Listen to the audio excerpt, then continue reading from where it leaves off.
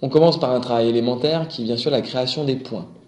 Donc toujours avec l'outil disponible dans GeoGebra précédemment, la création de points par simple clic. On va pouvoir le faire dans les deux espaces disponibles. Donc ici j'ai créé le point A dans l'espace graphique 2D. On voit que ce point A simultanément a été créé et apparaît dans ce plan X, O, Y. On en déduit donc assez facilement que ce plan est représenté ici seul dans l'espace graphique, et il a été donc créé dans le volet algèbre comme un élément et un point libre à deux dimensions et donc deux coordonnées. Je crée un point ici dans l'espace.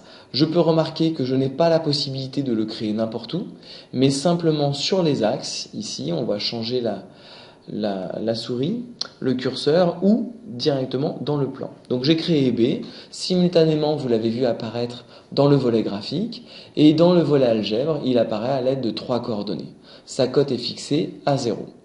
Alors petit changement par rapport aux premières versions du volet 3D de GeoGebra.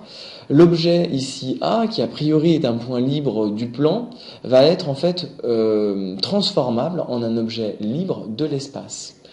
Et donc on va simplement faire les manipulations habituelles sur les points de l'espace. Donc ici avec mon curseur j'ai accès, si je l'attrape, je peux faire donc naviguer B dans le plan X ou Y, et en faisant un deuxième clic relâché, j'ai ici la capacité de modéliser sa cote. Et donc en naviguant entre les deux, je vais pouvoir donc me déplacer dans l'espace et le positionner là où je le souhaite. Pour le point A, eh bien ici si je l'attrape, je vais avoir la possibilité donc de le faire circuler dans le plan. Mais si je fais un deuxième clic relâché, donc il me donne accès à sa cote, eh bien ici dans le volet algèbre, cette cote est apparue.